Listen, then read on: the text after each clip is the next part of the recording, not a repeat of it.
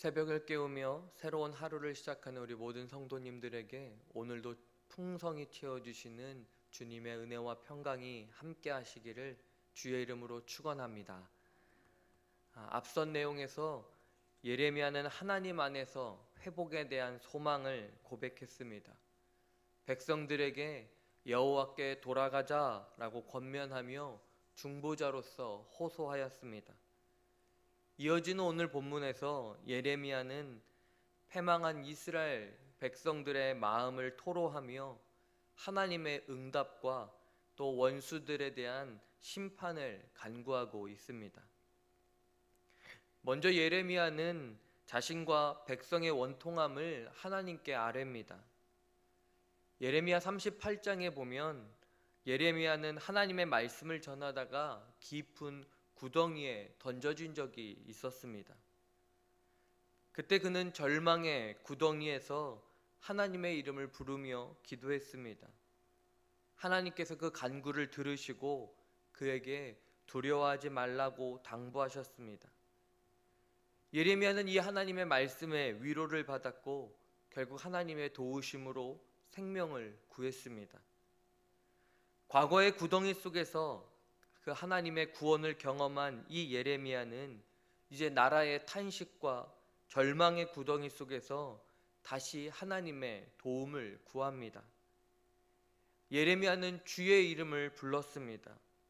스스로의 힘으로 이 절망의 구덩이에서 탈출할 수 없기에 주님의 이름을 부르며 도움을 요청하는 것입니다.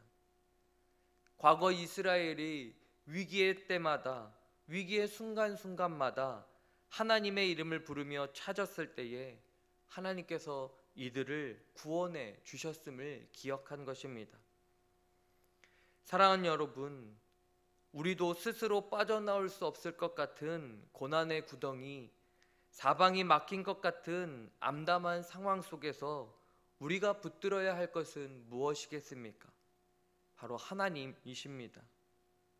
우리는 하나님의 진노와 심판의 절망 앞에서 하나님을 향해 도움의 손길을 바라며 기도했던 이 예레미야를 기억해야 합니다. 하나님께서는 우리가 아무리 깊은 곳에 있어도 극한의 어두움 속에 있어도 우리의 기도를 들어주십니다. 그런데 우리가 스스로 절망적인 상황에 빠져 기도하기를 포기하고 있지는 않습니까?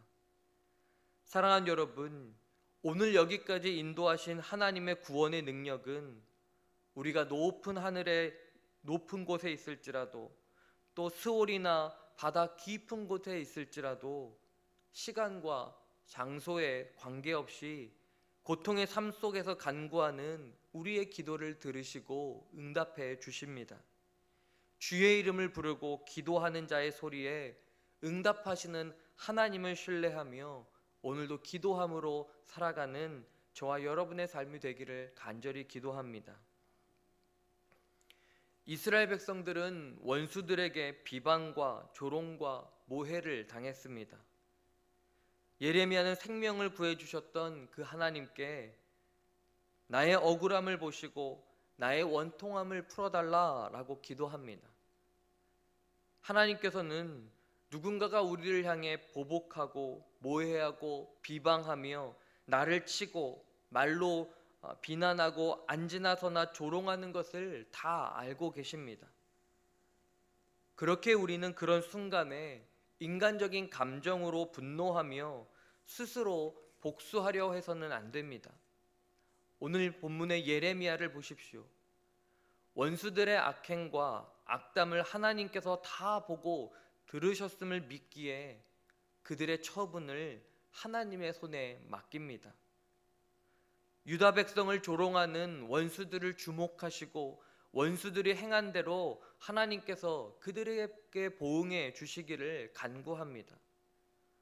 원수들이 도에 넘게 유다를 억압하며 짓밟았기에 하나님께서 무서운 진노로 그들을 파멸해 주시기를 간구합니다.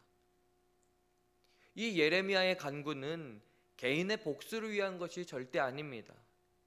하나님의 공의를 신뢰하기에 하나님께서 재판장 되어 주셔서 대적들에게 심판해 주시기를 간구하는 것입니다. 즉 하나님께 모든 것을 맡기는 것입니다.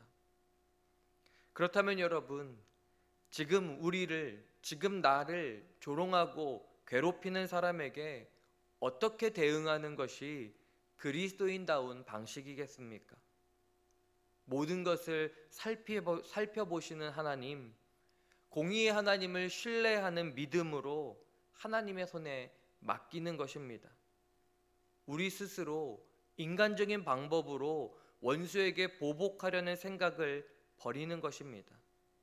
원수 갚는 일, 사람을 심판하는 일은 하나님께 속한 것임을 잊지 말아야 합니다.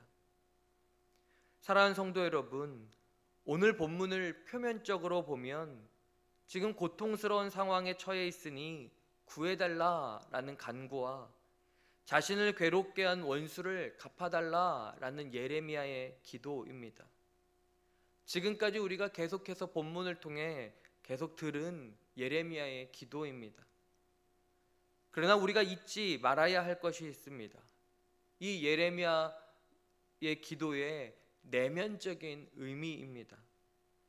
예레미야가 현실의 고통과 구원을 간구했던 것, 그것은 하나님의 자비하심과 긍휼하심을 신뢰했기 때문입니다. 원수들에 대한 보복을 간구한 것은 하나님의 의로우심을 확신했기 때문입니다. 즉 예레미야는 하나님의 성품이 어떠하신지를 확실히 알고 믿고 그 하나님의 이름을 부르며 기도했다는 것입니다. 이렇게 하나님의 자비로우심과 의로우심을 붙들고 간구하는 자가 하나님의 도우심을 반드시 경험하게 될 것이며, 아무리 절망적이고 고통의 상황이라도 구원의 소망을 잃지 않을 것입니다. 그러므로 우리 사랑하는 성도 여러분, 우리들 역시 어떠한 상황과 환경 속에 있을지라도 이 진리를 잊지 마시기 바랍니다. 우리가 처한 현실에 대해 정확하게, 정직하게 직시해야 하지만 그 현실 넘어 우리들을 지켜보시고 바른 길, 의의 길, 구원과 생명의 길로 이끄시는 그 하나님을 바라보는 저와 여러분이 되기를 간절히 소망합니다. 그렇기에 오늘 이 하루를 살아갈 때에도 하나님의 자비하심과 긍휼하심, 그리고 의로우심을 잊지 말고 하나님의 이름을 부르며 하나님께서 인도하시는 바른 길을 살아나가는 저와 여러분의 삶이 되시기를 주님의 이름으로 축원합니다. 기도하시겠습니다. 하나님 아버지, 우리가 하나님의 자비하심을 신뢰하며 현실의 고통과 아픔을 토로할 때에 위로해 주시옵소서. 우리가 하나님의 공의로우심을 확신하며 우리의 믿음의 삶을 넘어뜨리려는 원수들에 대한 심판을 간구할 때 주여 응답하여 주시옵소서. 오직 예수 그리스도의 이름만을 부르며 나아갈 때에 우리의 온 삶이 주님의 발자취를 따라 나가는, 주님 닮아 나가는 삶이 될 수 있도록 인도하여 주시옵소서. 사랑하는 연약한 교우들을 위해 기도합니다.